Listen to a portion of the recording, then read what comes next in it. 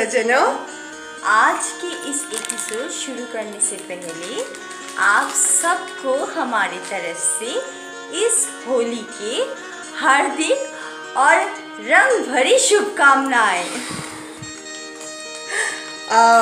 जैसा कि हम जानते हैं कि हमारे भारतवर्ष में दिवाली जैसे रोशनी का फेस्टिवल है, वैसे ही होली रंगों का त्यौहार है। और इस वक्त हम एक दूसरे से रंग के साथ साथ मिठाई और प्यार भी बांटते हैं। तो आज के एपिसोड में हम लोगों ने सोचा कि आप लोगों को हम बताएं कि होली शुरू कैसे हुआ, क्योंकि ये होली प्यार से शुरू नहीं हुआ था, किसी और चीज़ से शुरू हुआ था, डर से शुरू हुआ था। पर शुरू करने से पहले हम ये बता देना चाहते हैं कि हम किसी के भी सेंटिमेंट्स को हर्ट करना नहीं चाहते हैं। अगर हम लोगों से कुछ भूल हो गई हो तो उसके लिए क्षमा, और हमारे इस YouTube चैनल को शेयर, लाइक और कमेंट करना मत भूलिएगा और सब्सक्राइब ज़रूर कीजिएगा। तो चलते हैं होली के लेजेंड की ओर।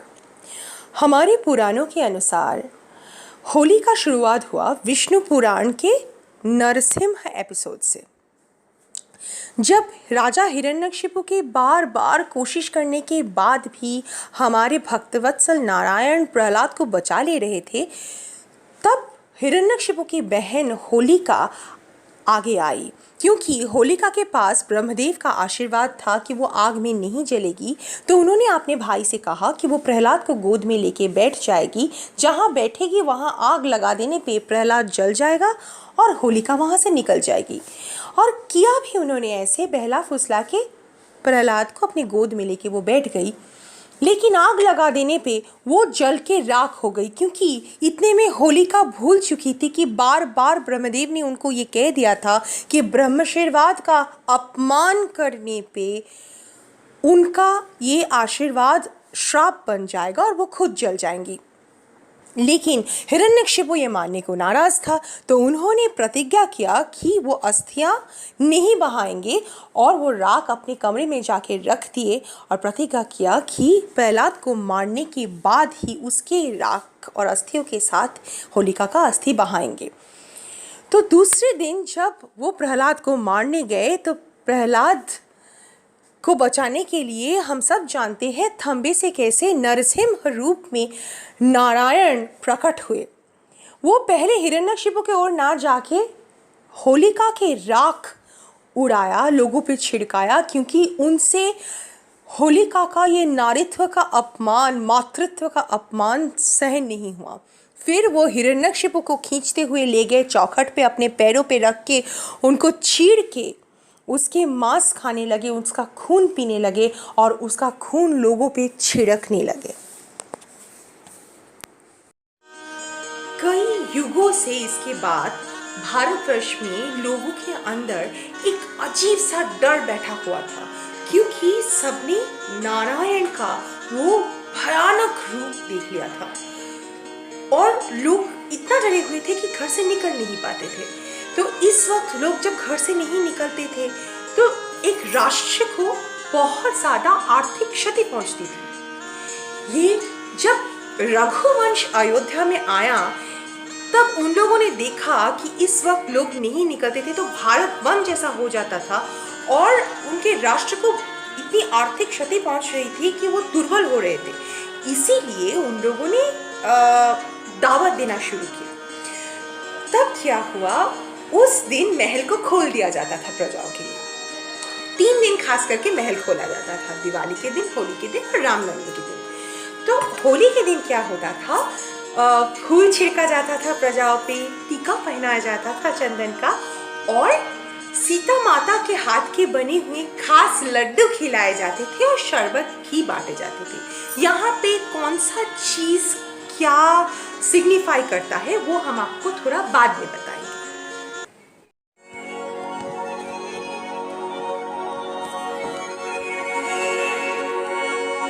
ताल से ताल मिले मोरे बबुआ, बाजे ढोल मृदंग, मन से मन का मेल जो तो रंग से मिल जा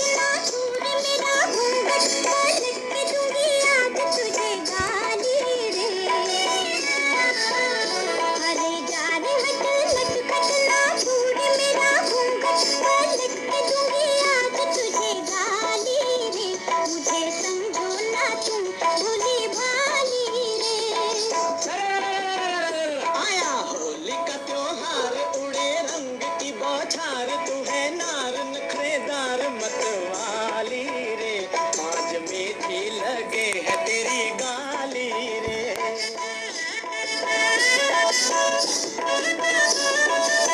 ये तो थी हमारे राम जी और श्री कृष्ण के महिमाएं डर को निकाल के प्यार में बदलने का। अब हम लोग जानेंगे कि कौन सा चीज़, मिठाई या शरबत या कुछ भी ऐसी चीज़ें क्या क्या सिग्निफाई करता है। जैसे कि आप लोग जानते होंगे, क्रिश्चियनिटी में ऐसा कहा जाता है कि चर्च में जो केक और एल यानी जो अल्कोहलिक ड्रिंक जो दिया जाता है वो क्राइस्ट का कॉन्सेक्रेटेड फ्लैश और ब्लड माना जाता है। वैसे ही जो मिठाई हम खाते हैं वो हिरण्यकशिपु का मांस माना जाता है। जो शरबत या भांग हम पीते हैं वो जो नरसिम्हा ने हिरण्यकशिपु का खून पिया था वो माना जाता है। फूल जो गुलाल हम उड़ाते हैं या लगाते हैं एक दूसरे पे वो होलिका का राख माना जाता है। और जो रंगों का रस या फिर जो पानी में घुला हुआ रंग हम छिड़कते हैं वो हिरण्यकशिपु का वो खून माना जाता है जो नरसिम्हा देव ने खुद पे और लोगों पे लगाया था, छिड़का था। तो अब से जब कोई कॉफ़ी में जाएंगे या किसी मीटिंग पे जाएंगे, कैजुअल टॉक्स होगी आपकी, तो आप ये नॉलेज अपना शो कर सकते हैं। ये कॉफ़ी का एक बहुत अच्छा डिस्कशन हो सकता है। बस आज के लिए बस इतना ही। जुड़े रहिए हमारे साथ अगले एपिसोड में, जहां हम आपको बताएंगे कि 7 सुरों के साथ 7 रंग मिलके कैसे हमारे 7 मूड्स या इमोशंस को एक्सप्रेस करते हैं। तब तक स्वच्छ रहिए, स्वस्थ रहिए, हैप्पी होली।